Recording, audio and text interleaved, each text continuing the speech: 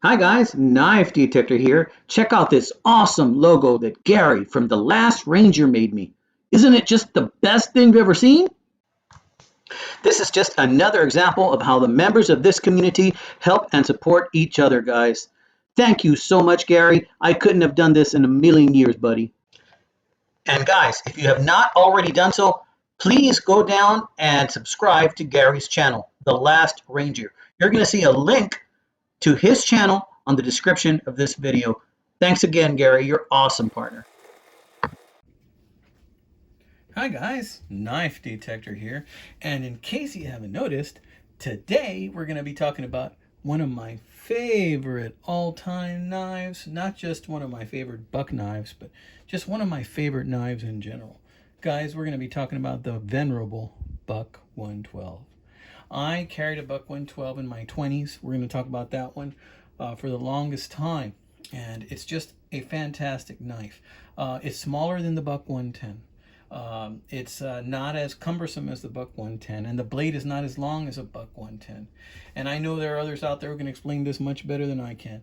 I believe it was Stuart Harvey who told me that the Buck 112 was made as kind of an attempt to make the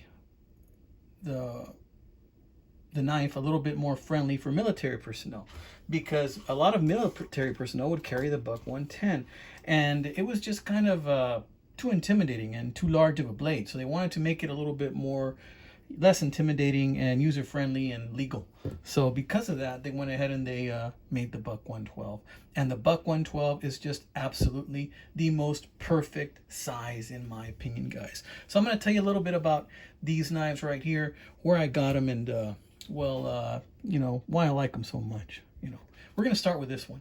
Now, I have a video. It's probably my most popular video. I think it's got like 15,000 views on this knife right here. Back in my 20s, I could not afford a Buck 112, and I really wanted one. So what I did is I was perusing, different. I think I might have been looking at eBay. I think I might have gotten one in a flea market, but I bought two really banged up, beat up, nasty Buck 112s. They look like, they had been run over by a truck. One of them looked like it had been run over by a truck. It looked like it had been run over by several 18-wheelers. The handle was just totally messed up. And but guess what? It had a decent blade, and the blade on it was from a 2-dot. Now, a 2-dot Buck 112, I believe, was made around 1974. I believe it was 1974 to 1980, something like that. And that's the 2-dot. So what I did with this knife right here is I took the blade from a 2-dot, and then I got the handle from like a 90s Buck 112, because I found two, like I said, and the one from the 90s Buck 112, the blade was just like a nub. So I took off the blade and I repinned it, and so I put the blade from a 2-dot on the body of, like, from a 1990s Buck 112, and that's how badly I wanted one. I also went ahead and put some adhesive that has been holding on for years to make this little thumb stud here to open it. It's like a little brass coated thumb stud in here, and it's been working. And there you can see I put the pin. This was a special Texas edition too. I tried to keep the Texas in there, not clean this up too much, but I ended up fading it a little bit when I was polishing out that pin that I put on there. So I used a nail, just like a regular wood nail that you used to hammer into, like when you're building a house. I believe it was a 4-inch nail, and I used that to make the pin for the Buck 112. So I smoothed it out, I think, pretty good, and this works great, by the way. I carry this in my pocket and in a sheath, and I did have a sheath for it. I really wanted a Buck 112, so as you can hear, it snaps just fine, closes just fine, has snap closed even. These blades are interchangeable. I mean, all the ones I've encountered, I've done this a few times, has been interchangeable. And it's just a testament to how well and the tolerances these things are made. They make them so well. Now, I like the handle from the 1990s Buck 112 because it's a lot smoother. As you can see, it's less blocky than another one I'm going to show you in a little bit. Remember, this blade is from a 2-dot, but the body is from a 90s Buck 112. And I did some polishing on this because it did have some nicks in it. But putting two junk knives together, I was able to get that. And that's how badly I wanted one of these bad boys. I really wanted one in the absolute worst way, you know. So I'm going to go ahead and leave this one here, and I'm going to show you the next one. Now, this one I recently got right here, and I got a great deal on this on eBay. I think I paid like 22, 25 bucks for this 2-dot buck 112. Now, one of the things you're going to notice about the 2-dot buck 112s, which I told you they came out in the mid 70s, the 2-dot buck 112 does not have a thumbnail opening right here. It just has that really cool smooth blade, and this blade is pretty much 99% there. Really love that blade. Notice this other blade right here is not all there. I've sharpened it some, and it already had some nicks on it when I got it, right? But this is a 2-dot buck 112.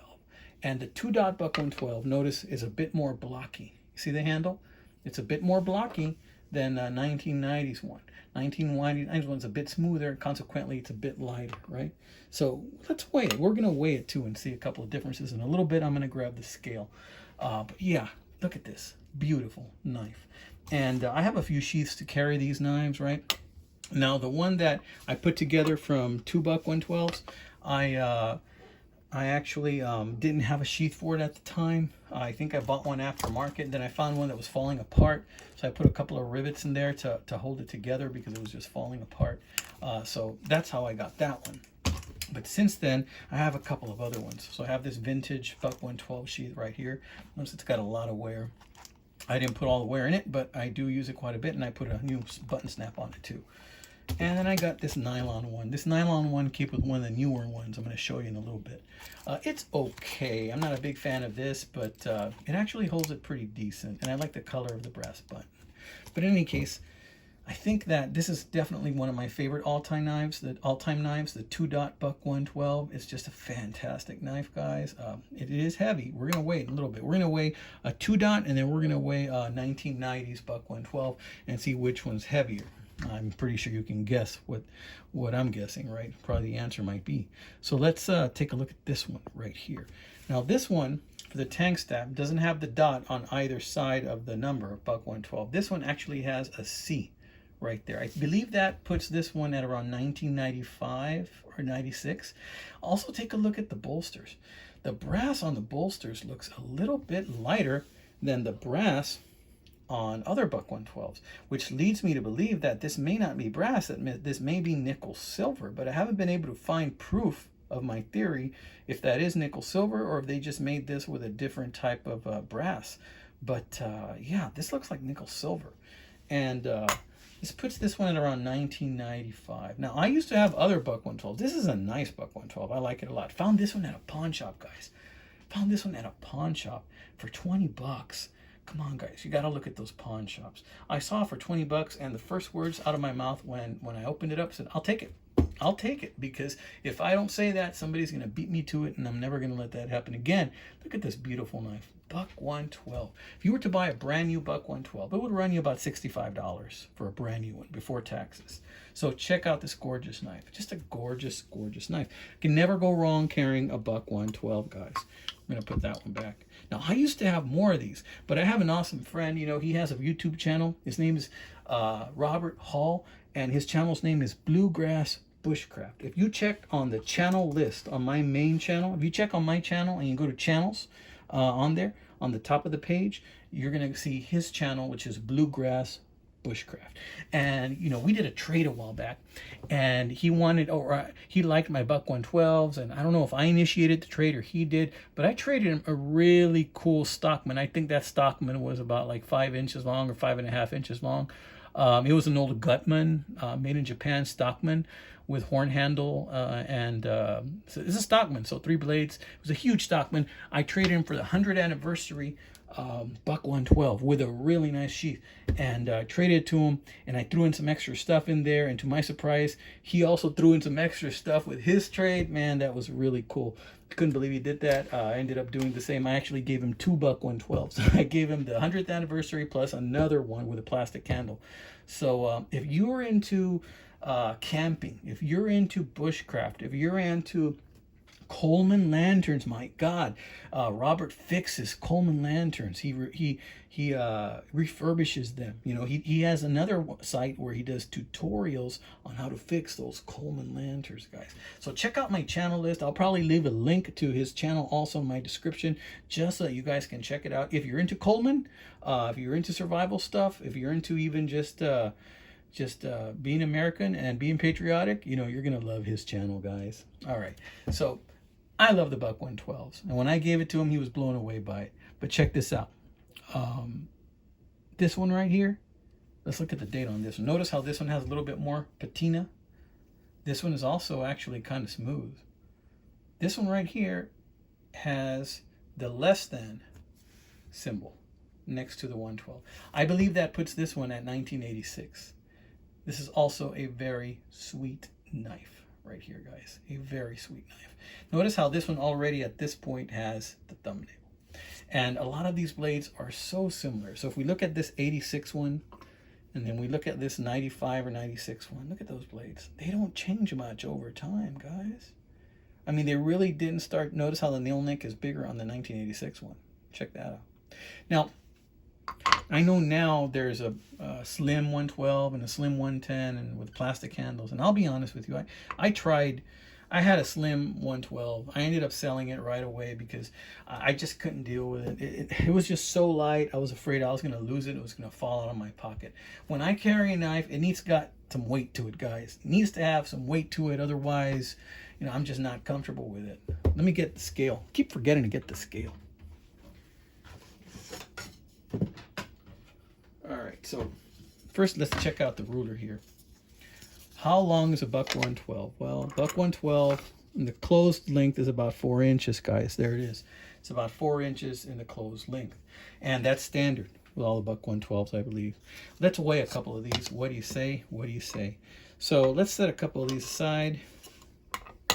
Let's weigh the 2-dot. I suspect the 2-dot is a little bit heavier, but before we weigh the 2-dot, let me weigh the youngest one here that we have. That would be this one with this interesting color bolsters. Let's weigh this one and see what it weighs.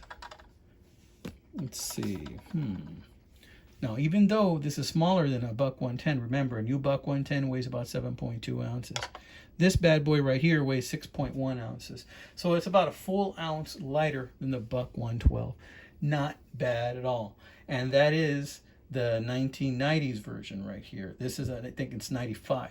Okay, so let's take this down and let's weigh the 1974 version, which is the 2-dot. Let's weigh this bad boy. Look at that, 6.4. It actually isn't much difference.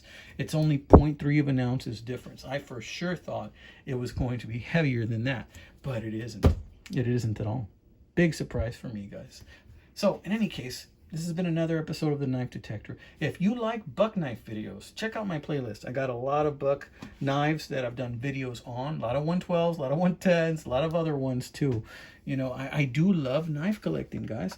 And I hope that this video finds you well. By the time you see this video, it will be Friday of next week. I'm making this a week in advance. And tomorrow, if I get a chance, I'm going to go check out a couple of pawn shops, see if I can get lucky again, because a lot of times in this knife game it's all about getting lucky, you know, because sometimes you strike out, sometimes you go out there and the deals are just, they're not deals, it's too expensive, and then sometimes you find something that is just unbelievable, and those are the times I like to share with you guys, my friends. So y'all take care, God bless you, my friends, see you next time.